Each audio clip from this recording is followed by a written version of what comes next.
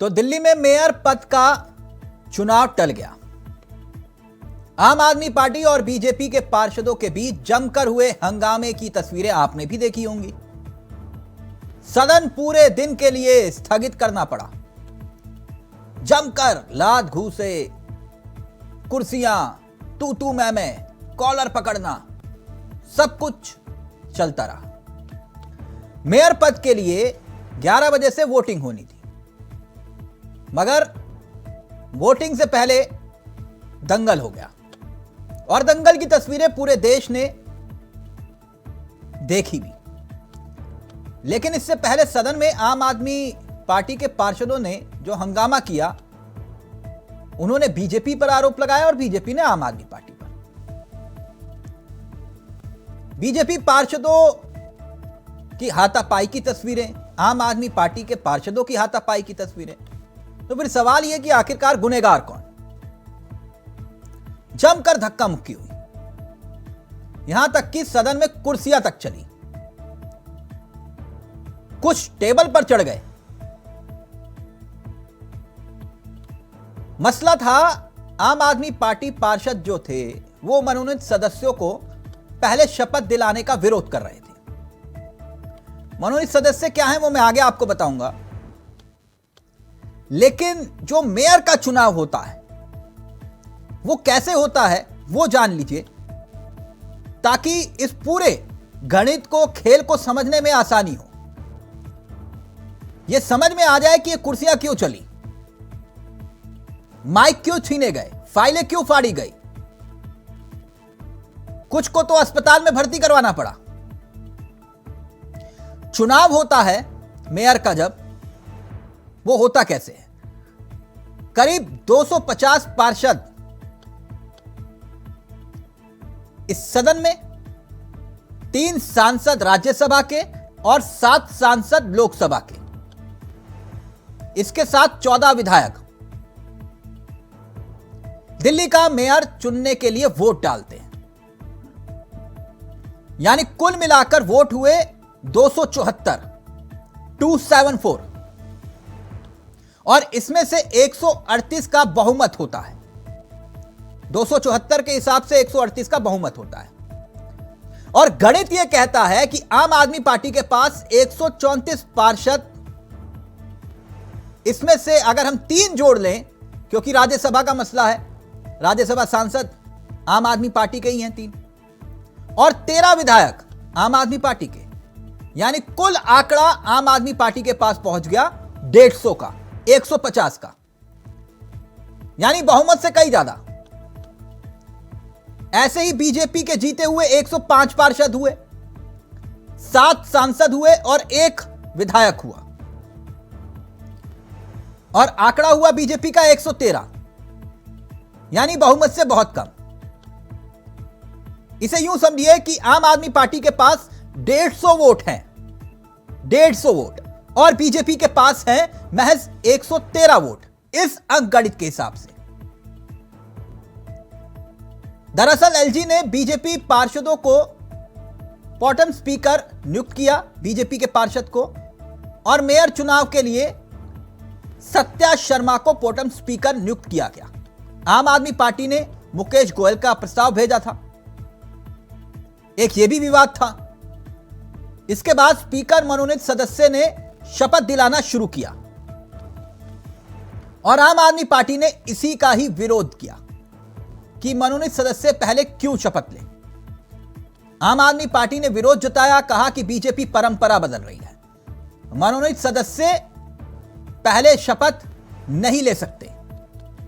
और फिर देखते ही देखते जो कुछ हुआ वो आपके सामने तस्वीरें हैं।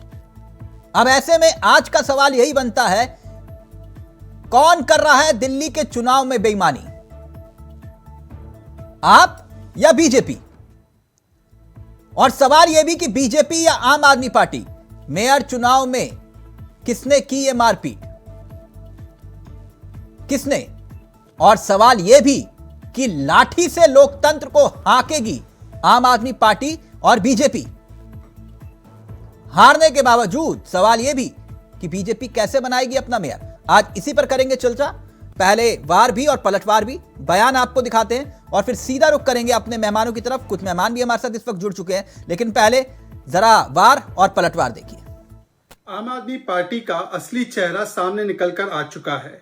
आज आम आदमी पार्टी ने जिस प्रकार से सदन के भीतर, हाउस के भीतर हुड़दंग मचाने की कोशिश की, हल्ला मचाने की कोशिश की, और इसके पीछे उनके सीनियर नेता, उनके विधायक जिस प्रकार से इसे प्रोत्साहन दे रहे थे, इसको बढ़ावा दे रहे थे, इसके लिए उकसा रहे थे, यह दिखाता है कि आज आम आदमी पार्टी की मंशा थी कि किसी भी तरीके से प्रोसीडिंग हाउस की ना चले।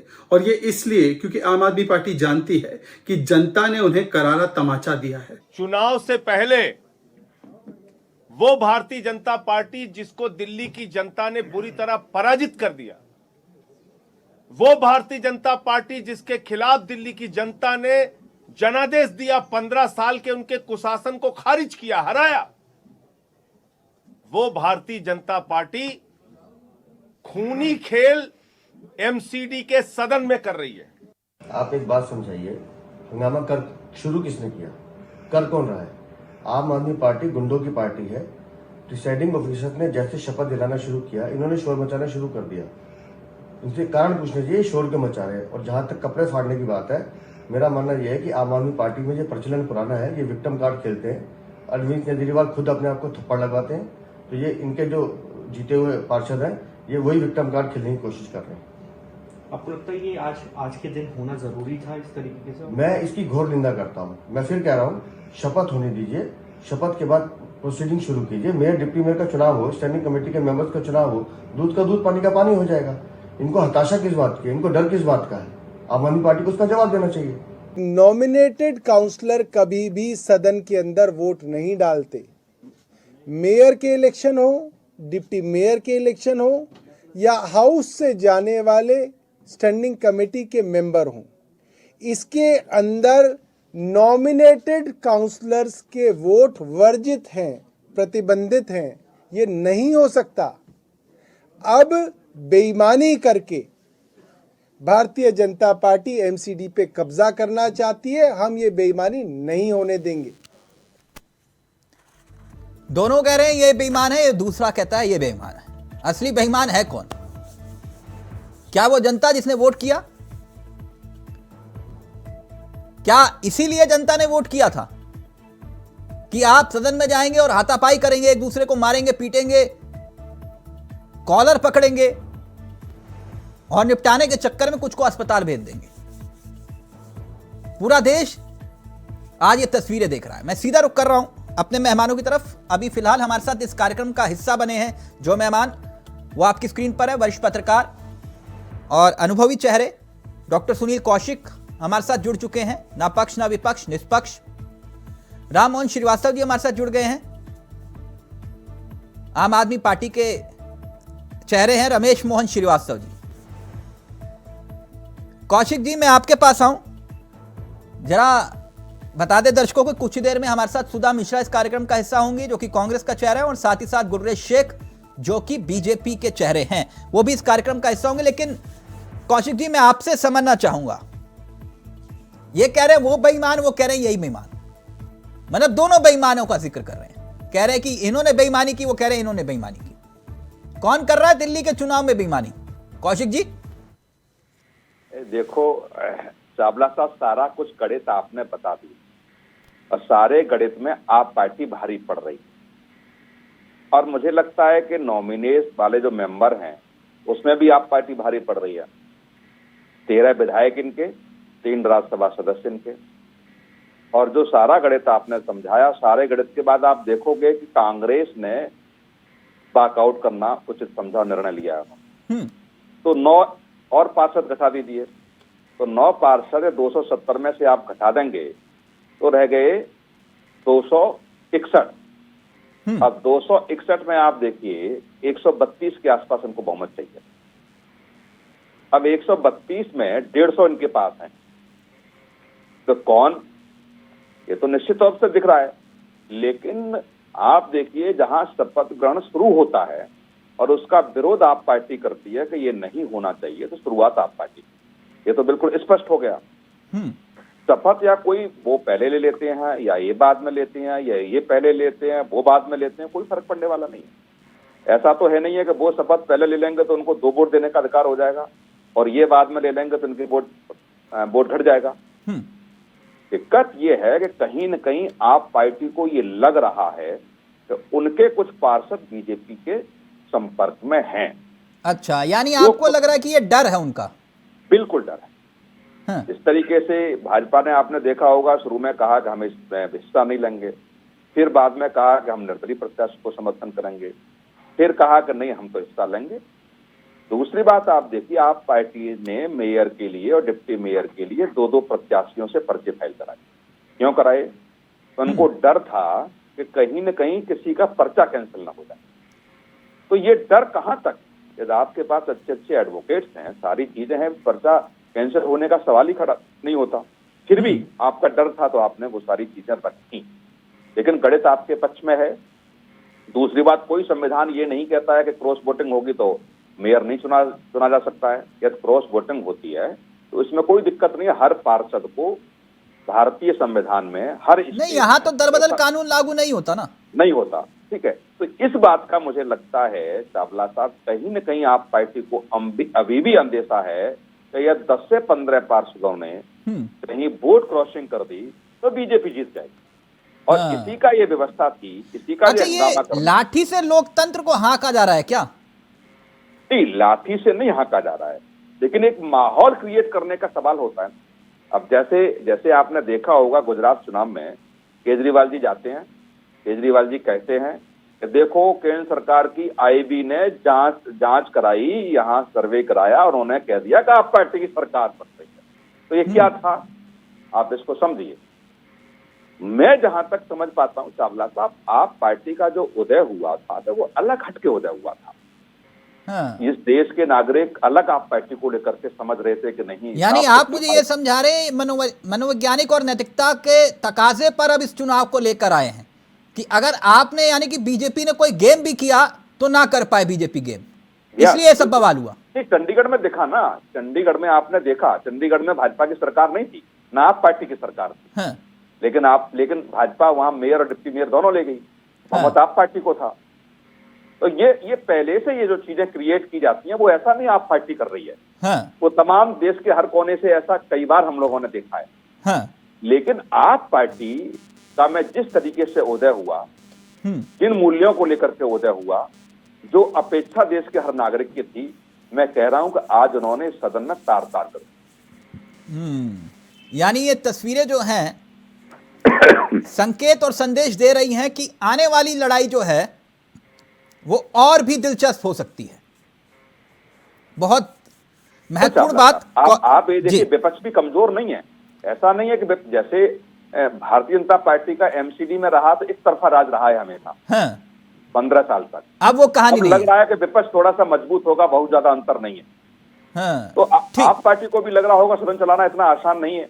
ठीक, कौशिक जी, आपने बहुत बारीकी से इन सब बातों को समझाया। अब अपने राजनीतिक मेहमानों की तरफ मैं रुख कर रहा हूं, क्योंकि गुर्रेश शेख भी इस कार्यक्रम का हिस्सा बन चुके हैं, बीजेपी के तेजतर्रार चेहरों में से एक हैं, और सुधा मिश्रा जी भी इस कार्यक्रम का हिस्सा बन चुकी हैं, जो कि कांग्रेस का चेहरा है। आप दोनों का भी बहुत बहुत स्वागत है। सबसे पहले रमेश मोहन श्रीवास्तव जी, मैं आप ही के पास आता हूं। मैंने तो सुना था कि आप एमसीडी चुनाव जीतने के बाद लंदन और पेरिस बनाने वाले थे दिल्ली को। लंदन और पेरिस, मैंने तो अपने एक मित्र को रोक भी दिया, मैंने कहा अभी मत जाओ, बाहर मत जाओ घूमने, यहीं पर लंदन और पेरिस बनने वाला है। लेकिन ये गजब का लंदन और पेरिस बना दिया आपने तो। क्या वाकई ऐसे ही होता है क्या लंदन और पेरिस? देखिए, आप अपने दोस्त को अभी रोक के रखिएगा। हाँ। क्यों? क्योंकि वो दोस्त अगर आपके कभी लंदन या पेरिस गए तो वहां जाके कम से कम लोगों को ये तो बताएंगे कि उन्होंने भारतीय जनता पार्टी के द्वारा जनादेश की खुलेआम धज्जियां उड़ते हुए उन्होंने अपनी आंखों से देखा है। अच्छा, बिल्कुल सीधा, बिल्कुल फंडामेंटल क्वेश्चन पे आइएगा। एमसीडी के चुनाव हुए, जनता के द्वारा हुए, किसको बहुमत मिला? किसको बहुमत मिला? आम आदमी पार्टी को। 15 वर्ष से राज कर रही थी भारतीय जनता पार्टी, उसको साधारण बहुमत भी नहीं मिला। इसका अर्थ है कि मेयर बनाने का अधिकार जनता ने आम आदमी पार्टी को दिया। ठीक है। अब 10 एल्डरमैन की नियुक्ति का मामला है। हाँ। कि जो 10 एल्डरमैन की नियुक्ति देखी, जब से एमसीडी है और जब से एमसीडी एक्ट बना है, 90s में बना था एमसीडी एक्ट, तब से ये प्रावधान है सर कि राज्य की चुनी हुई सरकार की अनुशंसाओं के आधार पर राज्यपाल महोदय एल्डरमैन की नियुक्ति करेंगे। अब एल्डरमैन की नियुक्ति राज्यपाल महोदय ने पहले ही कर दी और वो पहले ही शपथ ले रहे हैं। देखिए, जो अभी कौशिक साहब कह रहे थे कि पहले शपथ ले या बाद में शपथ ले, तो उससे क्या फर्क पड़ता है? मैं उस पर आऊंगा, मैं उसी पर आऊंगा। बड़ी इंपॉर्टेंट बात कह रहा हूं, बड़ी इंपॉर्टेंट, कि शपथ बाद में ले या पहले ले, इससे फर्क नहीं पड़ता, जबकि वो नियुक्ति ही असंवैधानिक है। अच्छा ठीक, असंवैधानिक है, असंवैधानिक है। मुझे एक बात बताइए, वो कौन तय करेगा? कौशिक जी तय करेंगे, रमेश मोहन श्रीवास्तव तय करेंगे, तिलक चावला तय करेंगे, गुलरेज शेख तय करेंगे? कौन तय करेगा? देश का कानून पहले ही तय कर चुका है सर। वही तो मैं कह रहा हूं, मैं अभी उसी मूलतः सवाल पर आ रहा हूं। जो बात आप कह रहे हैं, मैं मूलतः सवाल पर आ रहा हूं। आपके पास नंबर है है सर, जनता ने आपको चुना, राइट? आप कह रहे हैं कि जनता कह रही है कि भैया मेयर तो हमारा ही बने। ठीक, वो कहावत है और चलता भी आजकल बहुत, डर के आगे जीत है ना? डर के आगे जीत है। तो ये डर क्यों? डर कहां से आ गया? डर तो है। अगर डर नहीं है तो वही तो बात कौशिक जी कह रहे हैं कि माननीय सदस्य पहले शपथ ले या बाद में ले, दिक्कत क्या है इसमें? अगर आपके पास नंबर है तो सवाल तो वही है। कौशिक जी जो बात कह रहे हैं, आपको बुरा लग गया? एक मिनट। एलजी साहब ने भी संविधान की शपथ ली है, दिल्ली के मुख्यमंत्री जी ने भी संविधान की शपथ ली है, गृह मंत्री जी ने भी संविधान की शपथ ली है, जो दिल्ली का सुपरविजन कर रहे हैं। तो संविधान के मूल्यों की रक्षा करने की जिम्मेदारी कौन निभाएगा? हम तो निभा रहे हैं कि वो 10 एल्डरमैन। रमेश जी, मैंने आपसे पूछा कि आपको डर है कि खेल हो सकता है, सीधा बोलिए ना, क्यों घुमा रहे हो? कोई किसी चीज का कोई डर नहीं है, लेकिन असंवैधानिक काम भी नहीं होने देंगे। अच्छा, तो मसला असंवैधानिक होने का है, मतलब डर किसी बात का नहीं है, काम नहीं होने देंगे। डर नहीं है ना किसी बात का भी आपको? किसी बात का डर नहीं है। तो मनोज सदस्य पहले शपथ ले, दिक्कत क्या है? चावला साहब जी कौशिक जी प्लीज जल्दी से। श्रीवास्तव जी से ये पूछिए कि शपथ फिर नहीं होगी यदि वो 10 एल्डरमैन की जो नियुक्ति करने का प्रावधान है, यदि वो शपथ नहीं पहले ही, यदि अगली बार डेट होती है और इस पर स्पीकर कहते हैं कि उन्हीं को शपथ पहले दिलाई जाएगी, तो नहीं होने देंगे आप?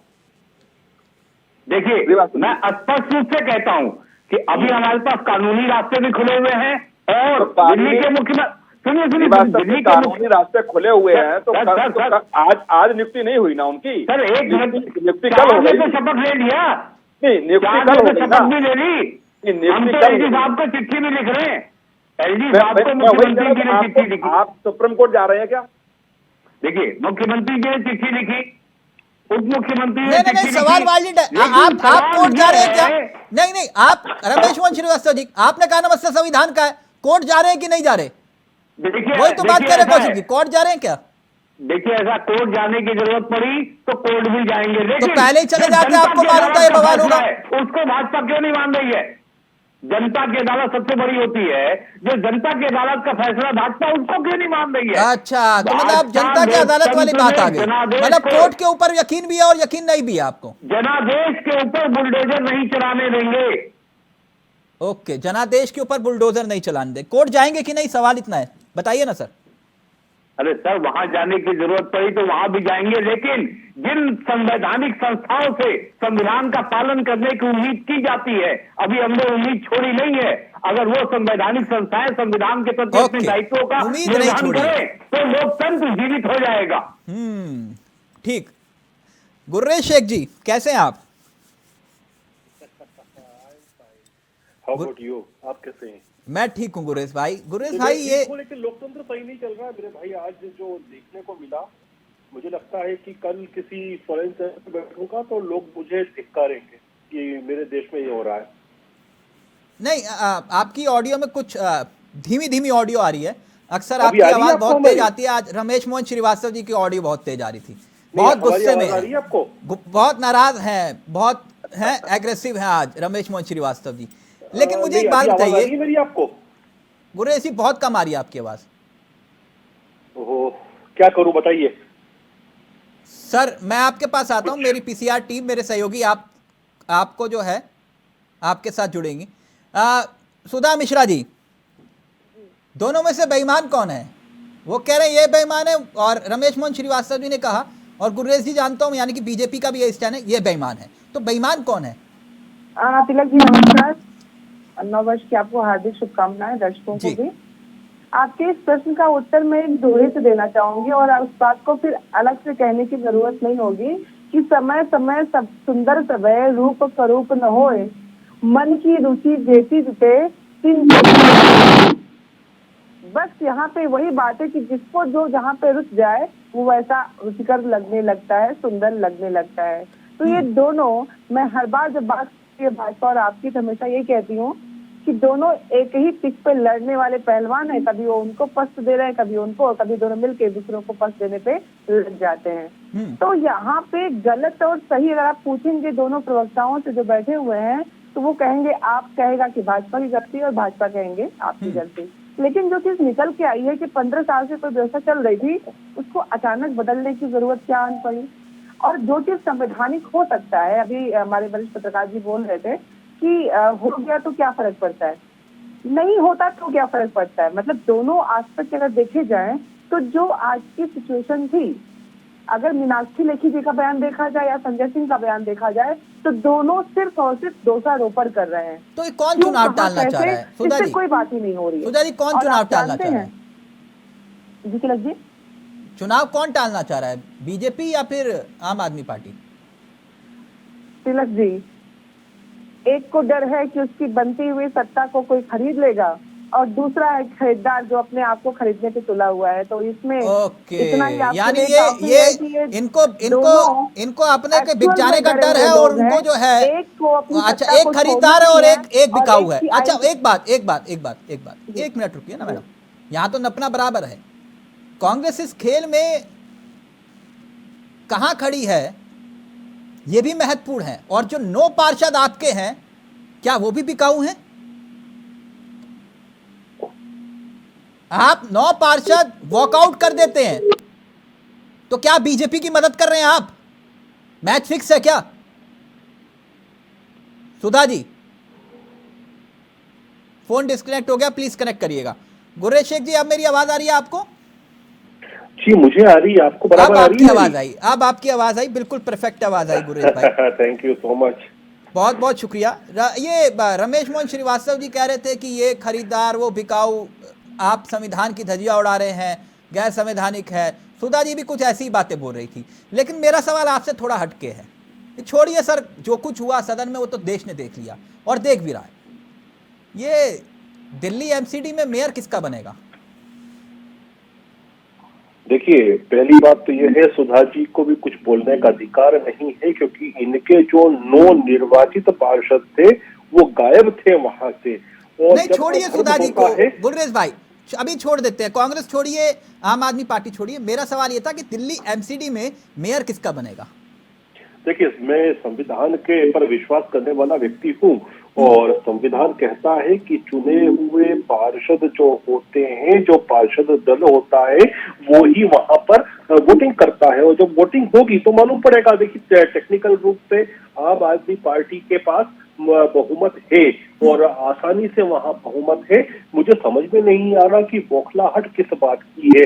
मेरी कुछ देर पहले आपके शो में बैठने के पहले हमारे एक आपके दिल्ली के एक वरिष्ठ कार्यकर्ता हैं, हमारे मित्र हैं, उनसे बात हो रही थी, तो उनका ये कहना था कि संभवतः पार्टी जी टच में आप लोगों के कांग्रेस में भी हमारे दोस्त हैं, सुधा जी भी हमारी मित्र हैं। नहीं मित्र तो हम भी आपके हैं, कौशिक जी भी हमारे मित्र हैं, रमेश जी भी मित्र हैं, तो मैं इसलिए पूछ रहा था टच में क्या आम आदमी पार्टी के वरिष्ठ आम आदमी पार्टी के कार्यकर्ता मेरे अच्छे मित्र हैं, मेरी उनसे बात हो रही थी और उन्होंने कहा कि वो भरोसा करते हैं, तो कि मैं नाम लीक नहीं करूंगा, तो उन्होंने कहा कि शायद जो है आम आदमी पार्टी के नेतृत्व में बौखलाहट इस चीज की है कि इन्होंने जो टिकट बांटे थे और जो पैसे लेके टिकट बेचे गए थे आम आदमी पार्टी के द्वारा उन लोगों को अपनी रिकवरी होती नहीं दिख रही है। और अब मैं बिटवीन द लाइन पढ़ पा रहा हूँ इस चीज को कि सशक्त विपक्ष है बीजेपी का, और जब सशक्त विपक्ष है तो वो पैनी नजर रखेगा कि वहां चोटाई नहीं हो।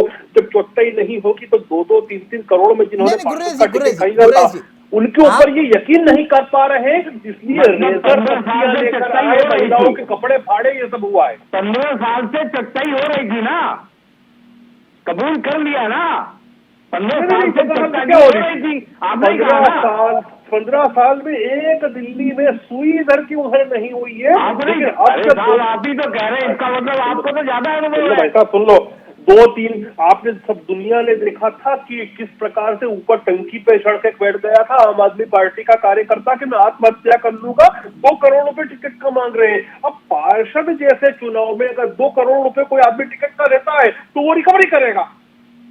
छोटी पार्टी है ये।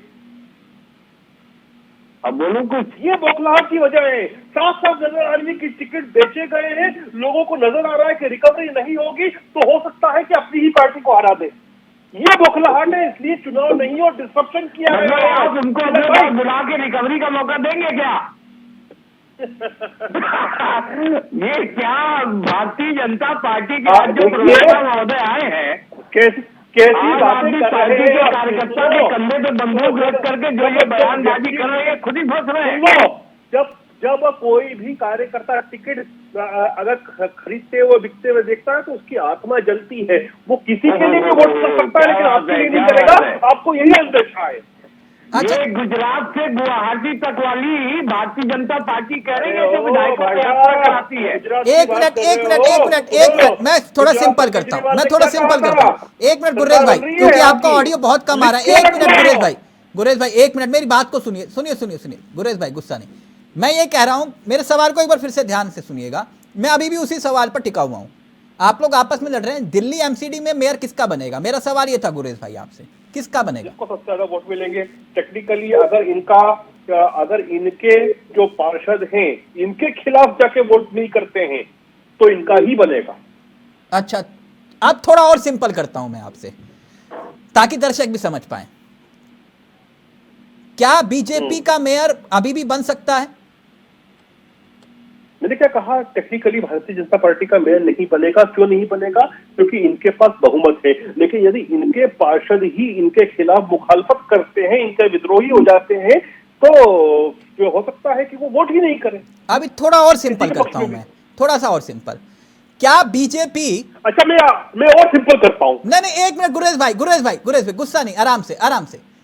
क्या बीजेपी, अरे भाई साहब दिल्ली में आना है, आपसे गुस्सा करके कहाँ जाएंगे?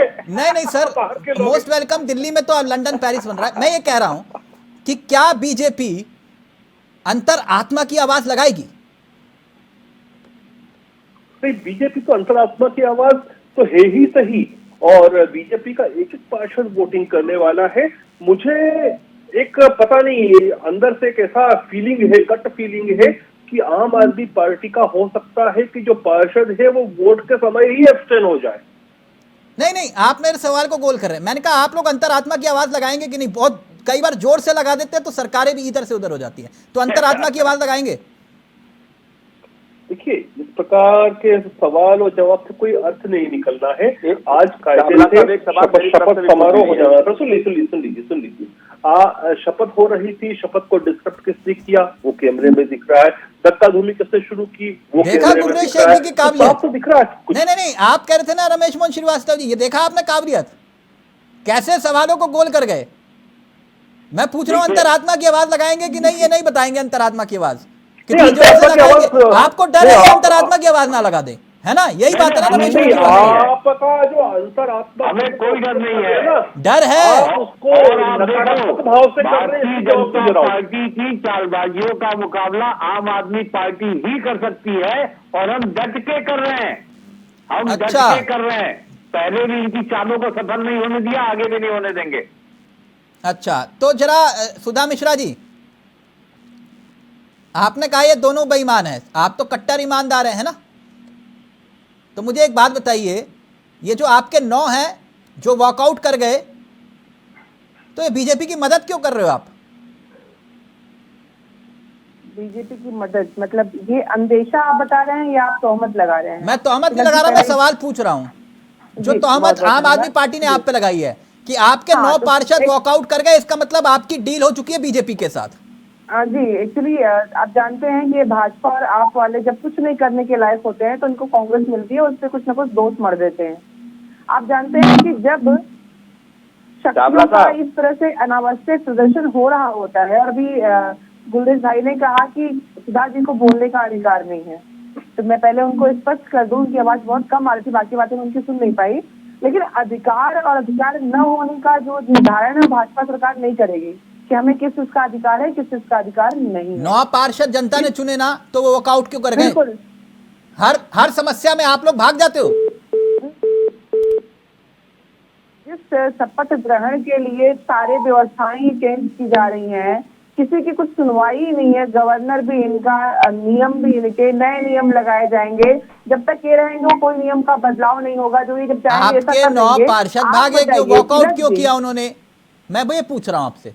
जनता जी। नहीं चुना ना उनको भी, तो वॉकआउट क्यों किया? बिल्कुल जनता ने चुना है, लेकिन जो शक्ति दी है, एक जो एक कहते हैं ना कि जो गिनती की शक्ति दी है, वो किसके पास दी है जनता ने? खुद को अब जाहिर चुनाव सी बात से है कि अलग इन्होंने क्यों किया? पूरा मैं एक अधिकार- छोटा सा सवाल पूरा पूछ रहा हूं अधिकार आपसे, दे आप मुझे रखा घुमा है, रहे हैं। पूरा अधिकार दे रखा है इन लोगों को कुछ भी करने के लिए, और ये टोल मोल और झूठ बोलने वाले दोनों कौशिक जी पार्टियों रिएक्ट के करना लोग चाह रहे हैं। कौशिक जी कुछ प्लीज भी जल्दी करने से। को तैयार है, और ये कुछ भी करते रहेंगे, क्योंकि इन्हें जनता के भले की तो कोई काम करना ही नहीं है। इन्हें सिर्फ और सिर्फ राजनीति करके अपने स्वार्थ और देश की जनता को बेवकूफ बनाने का आप काम मेरे करना है। सवाल ये का लोग जवाब भले- नहीं भले देंगे, भले कुछ लेकिन कर एक रहे ब्रेक हैं। ले रहा हूं। ब्रेक के उस पार जिस परंपराओं का जिक्र आप कर रहे हैं, रमेश मोहन श्रीवास्तव जी, और जिसका जिक्र गुलरेज शेख जी कर रहे हैं, उन्हीं परंपराओं का जिक्र करेंगे।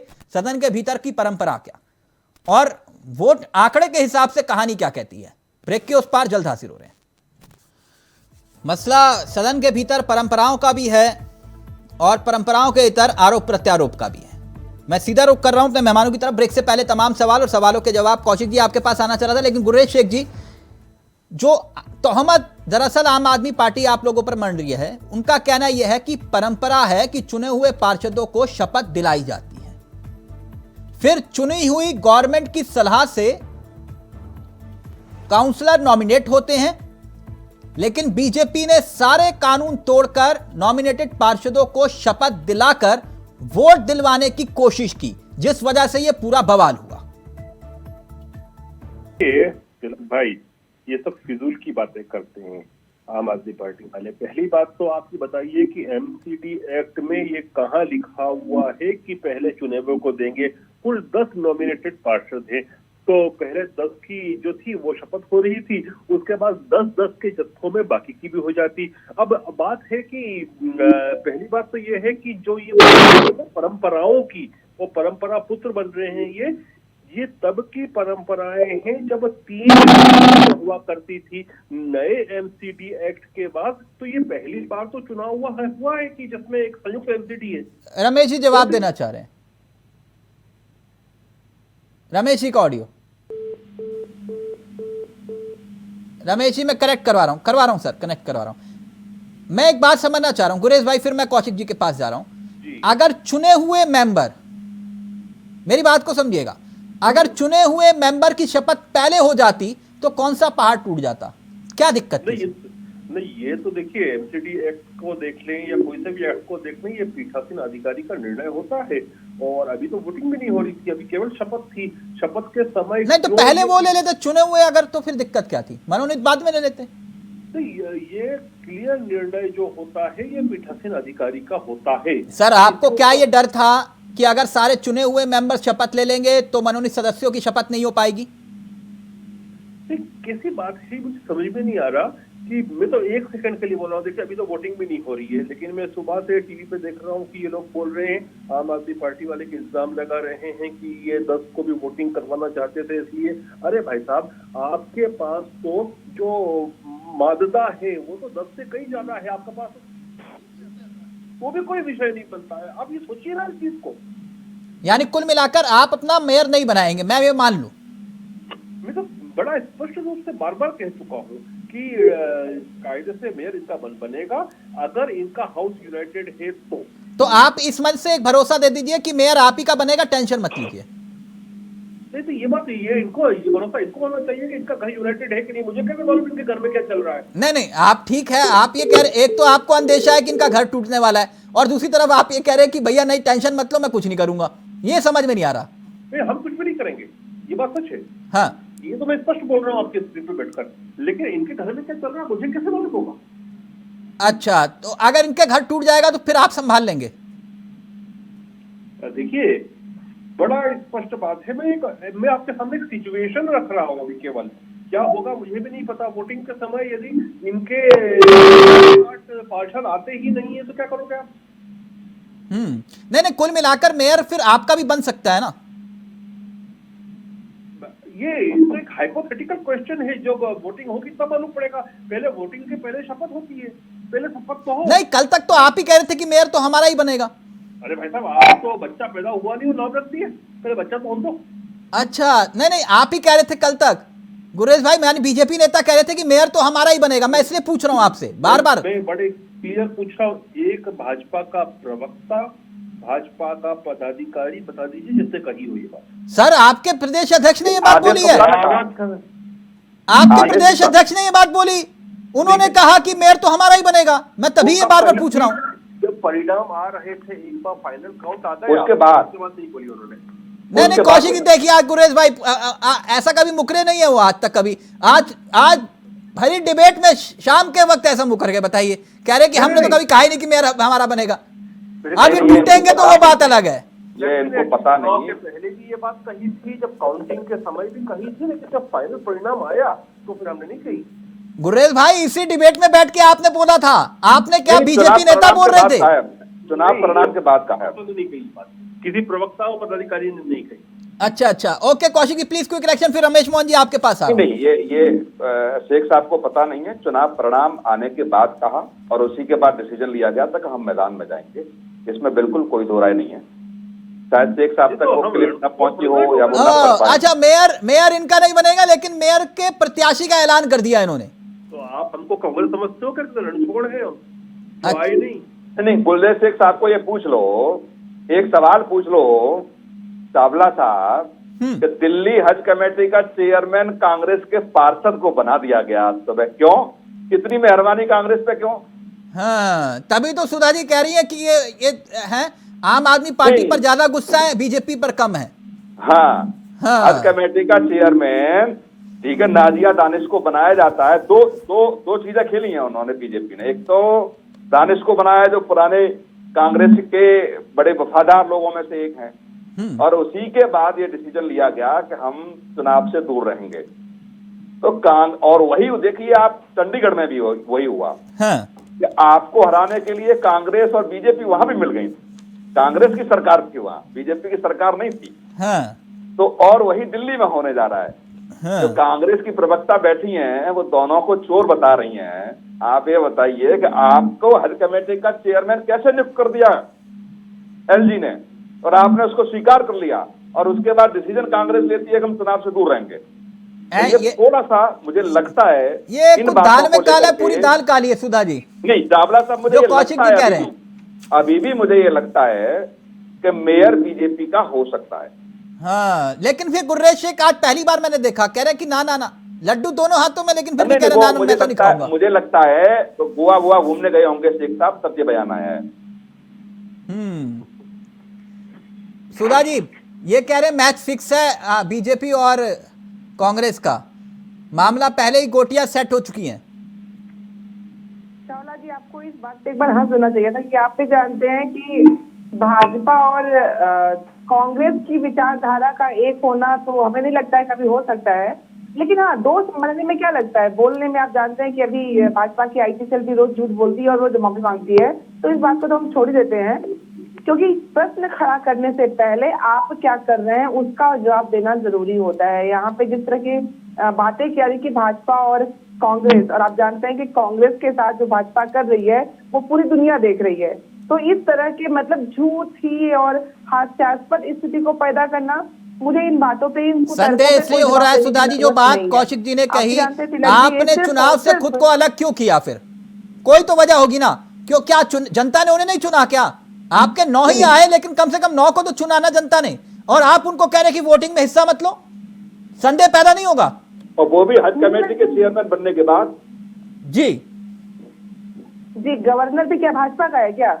मैं इनसे पूछना चाहूंगी, गवर्नर कोई मनोनीत करते हैं तो उसके लिए क्या फिर भाजपा सरकार के गवर्नर होते हैं? मतलब ऐसे ही है रमेश मोहन श्रीवास्तव जी। कांग्रेस ने चिल्ला चिल्ला के कह रहे हैं दर्शकों को गुमराह, और मैं आपसे पूछी क्यों रही हूं, रमेश मोहन श्रीवास्तव जी आंदोलन से आते हैं उसको झूठा करार देते हैं और अन्ना हजारे जी को कहां से कहां छोड़ देते हैं। तो मैं उन लोगों की किसी अब एक मिनट, रमेश मोहन श्रीवास्तव जी, मेरा ऑडियो आ रहा है आपको? क्यों हमारे पार्षदों को दूर रखा गया? ये संगठन के उच्च जो पदाधिकारी हैं, ये जो बात कौशिक जी संदेह जता रहे हैं, क्या यही भी एक वजह है? एक मिनट सुधा जी, रमेश मोहन श्रीवास्तव जी, कौशिक जी का संदेह कुछ लग रहा है आप गंभीर है मसला? नहीं, बिल्कुल कांग्रेस ने तो खुले तौर पे बीजेपी के सामने सरेंडर कर दिया इस चुनाव में। अच्छा, हाँ भाई, आप सोचिए कि हज कमेटी का चेयरमैन, और उसका नोटिफिकेशन आ चुका है, ऑफिशियली अनाउंसमेंट हो चुका है। तो आपको लग रहा है इसलिए 9 पार्षद जो है इसमें हिस्सा नहीं ले रहे? उनका डिसीजन है भाई, मुझे लग क्या रहा है, उनका डिसीजन है। और उस समय सदन की कार्रवाई प्रारंभ नहीं हुई थी जब इस फैसले की उन्होंने सूचना दे दी थी कि हम भैया कार्रवाई में हिस्सा नहीं लेंगे। तो अभी जो प्रवक्ता महोदया कह रही है कि जी हंगामा हो रहा था तो हम क्या करते वहां रुक करके, जी नहीं, ये तो सदन की कार्रवाई प्रारंभ होने के पहले ही कांग्रेस का दलगत निर्णय आ चुका था। मैं पहले आपको बोल दूं, मैंने ये बोला ही नहीं कि हम सदन के बाहर इससे चले गए, मैं तो ये बात बोली ही नहीं है। तो आपका यही होता है पहले आपने बोला था, मैं बड़े ध्यान से सुन रहा था, कैसे लोगों को गुमराह करना है। आज की डेट में आपने मेरे कई बयान में ये बात यही नहीं कि हमने आज भी जो आज हुआ उसकी वजह से वॉकआउट किया, ये तो मैंने बात कही नहीं। ये होता है झूठ का बिल्डअप करना, आप उसको करते हैं और बखूबी कर लेते हैं। आप चुनाव प्रक्रिया में हिस्सा नहीं ले रहे हैं, ये आपका दलगत निर्णय हो सकता है किया जाए, लेकिन उस निर्णय तक आप पहुंचे किस रास्ते से, या उस रास्ते की चर्चा हो रही है? आपके रास्ते तो जब आपके रास्ते पे हम आएंगे तो आपका जवाब देंगे, रास्ते की बात मत करिए। कौन किसके साथ है? आप उनके साथ रोज करते हैं, रोज आप लोगों की तरह कुश्ती होती है। आज आप कह रहे हैं भाजपा और कांग्रेस, और सारी हमारी लड़ाई उस विचारधारा से है जो देश में अपने नफरती चीजों से देश का माहौल खराब करना चाहती है, और आप हमें कह रहे हैं कि हम उस विचारधारा से जा मिले हैं। तो कम से कम ऐसी बातें गढ़ने से पहले गढ़ी जाती है। जो कर रहे हैं सोचिए कि कांग्रेस की सरकारें कभी थी, क्यों ज्यादातर लोग बीजेपी के साथ है और बड़े आराम से वहां जाकर के सरकारों में शामिल हो चुके हैं। मैं कह रही हूँ कि ऐसे हास्यास्पद स्थिति में खुद को लाने की जरूरत बिल्कुल नहीं होती है कि जिस बात को आप कह रहे हैं उसी बात में आपको उपहास बनाया जाए कि आप जो बात कर रहे हो कितनी गलत है। तो ऐसी बातों को कृपया न किया करें, क्योंकि हमारी विचारधारा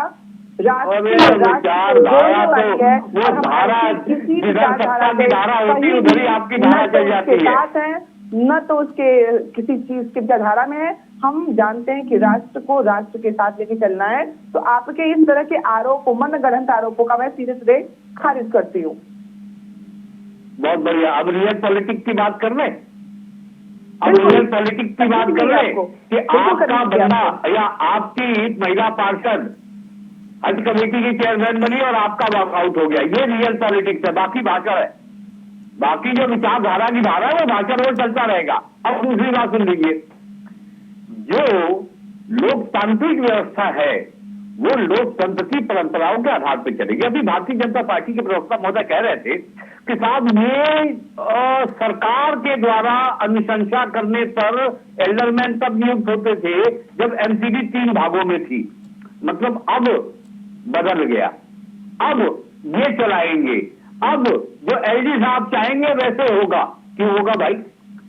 तिलक जी, संविधान का एक आर्टिकल 243 कैपिटल आर भी कहता है कि नॉमिनेटेड लोगों को सदन की कार्रवाई दें। गुरेज जी पहले आप, फिर कौशिक जी आपके पास आ रहा हूँ, बोले क्या वोट कहना देने का नहीं, मुझे अधिकार नहीं होगा। धारा बता दीजिए या एमसीडी की धारा बता दीजिए महोदय कि जिसमें ये लिखा हुआ है कि मनोनीत सदस्यों को पहले शपथ नहीं दिला सकते। लेकिन जब उनकी नियुक्ति ही सिरे से ठीक नहीं है, गलत है, तो फिर शपथ तक तो पहुंचना ही नहीं है उनको। इतनी बेवकूफी की बात है कि हिंदुस्तान में अगर कांग्रेस और बीजेपी खो जाए तो फिर तो क्या बात बचती है?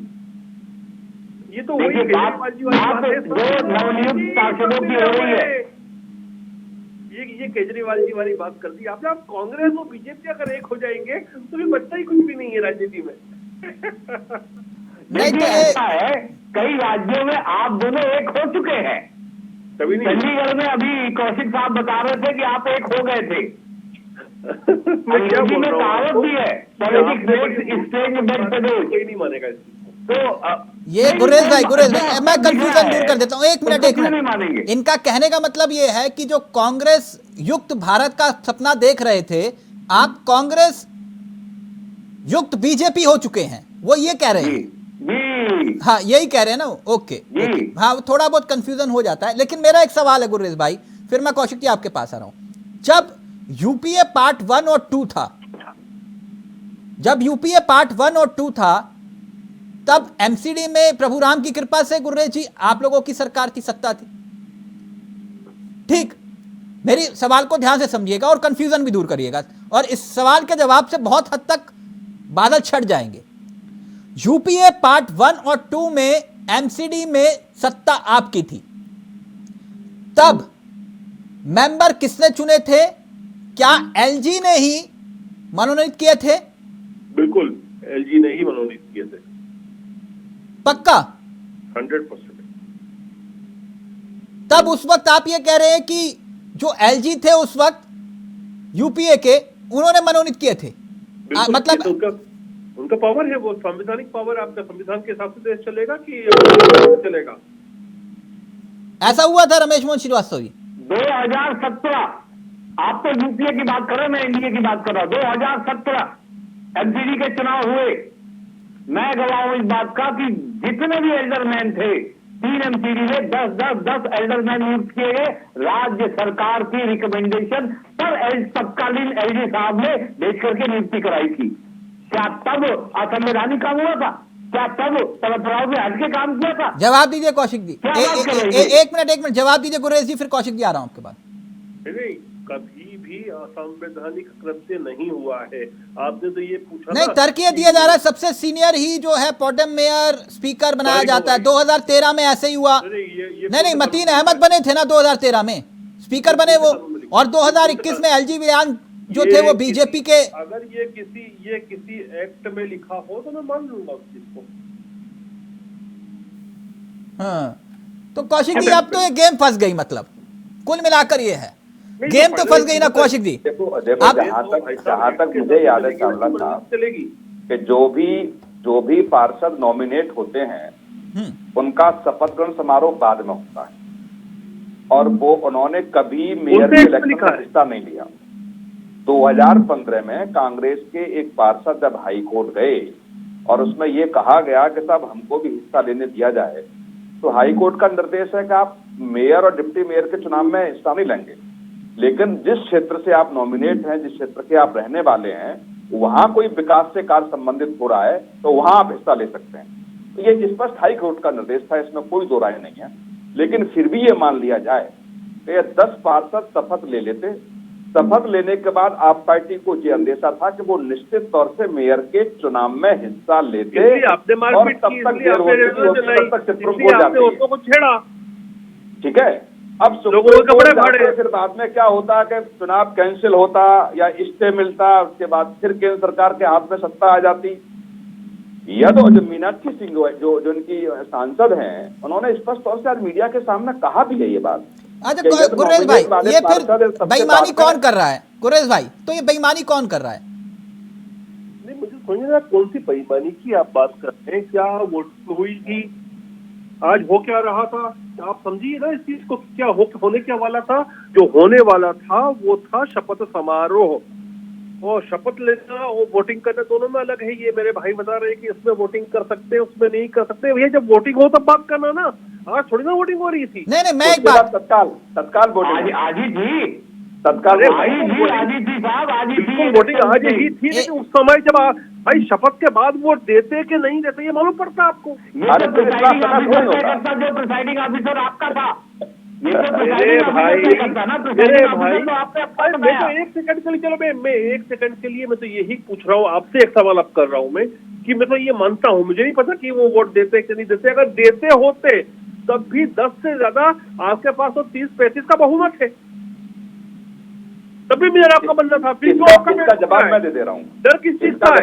इसका जवाब शेख साहब ये है कि इस बार जरूर आप पार्टी का मेयर बन जाता, लेकिन 1 साल बाद फिर चुनाव होता और कुछ आप पार्षद यदि बीजेपी के तय हो जाते और 10 की ये संख्या आपके साथ आ जाती तो अगली वर्ष आप पार्टी कमजोर हो जाती।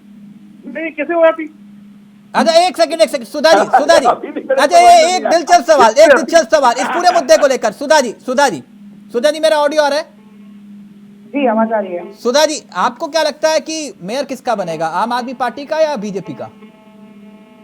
ये दोनों नूरा कुश्ती करने वाले जो जहाँ पे सक्सीड हो गए उन अपना बना लेंगे, यही तो डर है। नहीं आप देखिए सवाल गोल कर रहे हैं आप।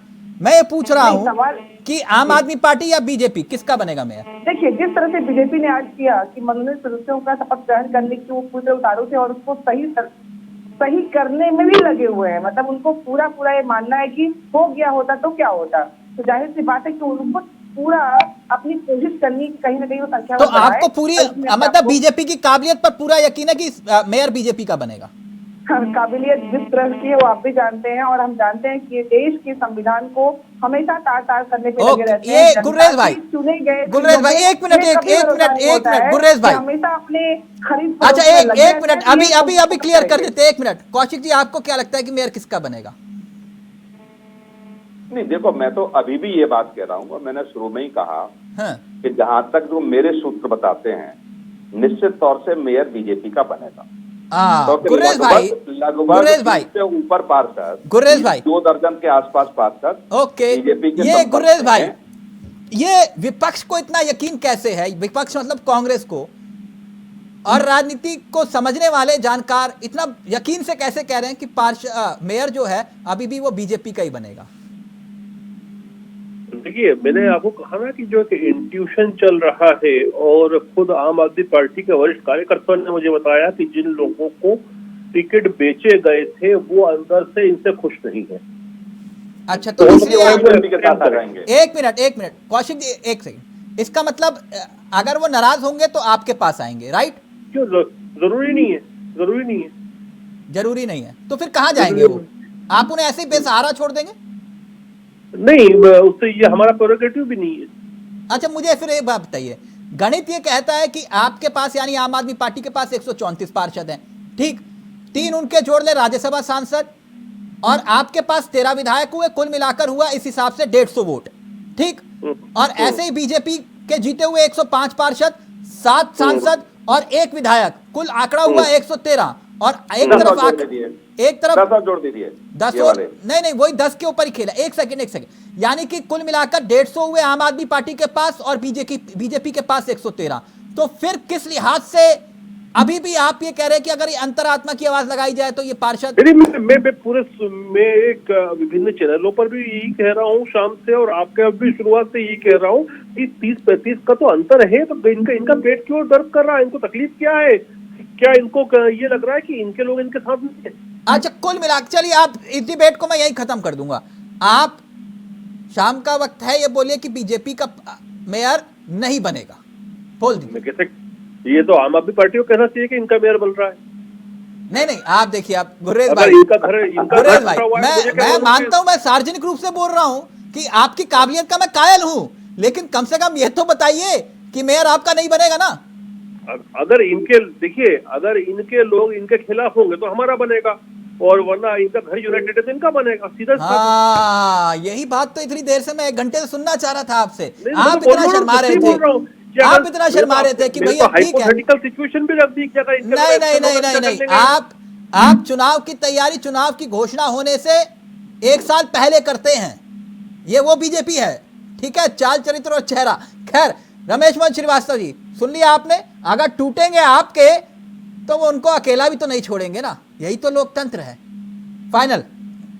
ये लोकतंत्र नहीं है, लोकतंत्र वो है जो हम इनको दिल्ली में पिछले 8 साल से दिखाते चले आ रहे हैं। चलिए, ओके ओके ओके, वक्त ज्यादा नहीं दे रहा। थैंक यू गुरेज भाई, आपका भी, कौशिक जी आपका भी, बहुत मजेदार डिबेट रही। और सुधा जी आपका भी बहुत बहुत शुक्रिया। कहां जाए, इधर गया उधर गया, ना जाने मैं कहां गया, मसला वही आ गया कांग्रेस के साथ भी, लड़ना भी और नहीं भी लड़ना और चुप भी रहना है। चलिए आगे आगे देखते हैं होता है क्या। फिलहाल बीजेपी संकेत दे रही है कि ये लड़ाई जारी रहेगी। नमस्कार, जय हिंद, जय भारत।